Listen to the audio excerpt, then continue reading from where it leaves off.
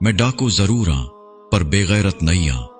मौलाना मोहम्मद अमीन सफदर उकाड़वी रहमतुल्लाह अलैहि ने अपनी किताब में लिखा, फरमाते हैं, मुझे वहाड़ी के एक गांव से बड़ा मोहब्बत भरा खत लिखा गया कि मौलाना साहब हमारे गांव में आज तक सीरतुन नबी सल्लल्लाहु अलैहि वसल्लम पर बयान नहीं हुआ।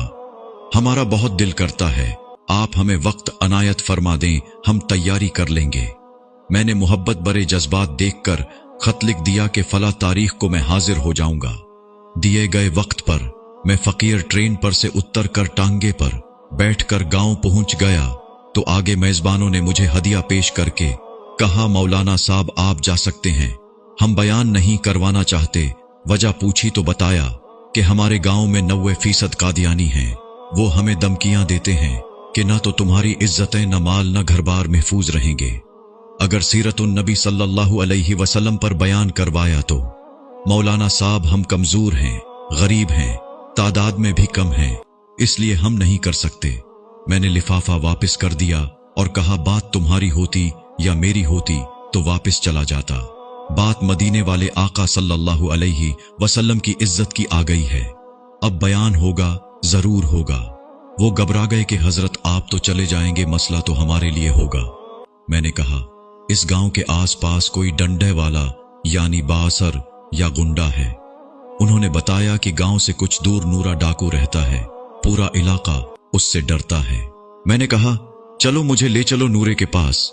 जब हम नूरे के डेरे पर पहुंचे, देखकर नूरा बोला, अज खैर है, मौलवी कीवें आ गए ने। मैंने कहा कि बात हुजूर सल्लल्लाहु अलैहि वसल्लम की इज्जत की आ गई है, तुम कुछ करोगे। मेरी बात सुनकर नूरा बिजली की तरह खड़ा हुआ और बोला, मैं डाकू जरूर आं पर बेगैरत नहीं आं। वो हमें लेकर चल निकला। मस्जिद में 3 घंटे बयान किया मैंने और नूरा डट कर खड़ा रहा। आखिर में नूरे ने यह कहा कि अगर किसी ने मुसलमानों की तरफ आंख उठाकर भी देखा तो नूरे से बच नहीं सकेगा। मैं वापस आ गया। कुछ माह बाद मेरे घर पर एक आदमी आया, सर पर अमामा, चेहरे पर दाढ़ी, जबान पर दरूदी पाक का विर्द। मैंने पूछा, कौन हो?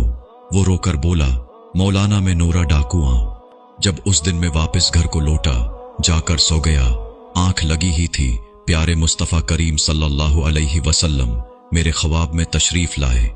मेरा माथा चूमा और फरमाया, आज तूने मेरी इज्जत पर पहरा दिया है, मैं और मेरा अल्लाह तुमसे खुश हो गए हैं। अल्लाह ने तेरे पिछले सब गुनाह माफ फरमा दिए हैं।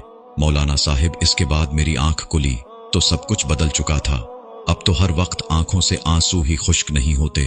मौलाना साहब, मैं आपका शुक्रिया अदा करने आया हूं। आपकी वजह से तो मेरी जिंदगी ही बदल गई, मेरी आखिरत संवर गई है।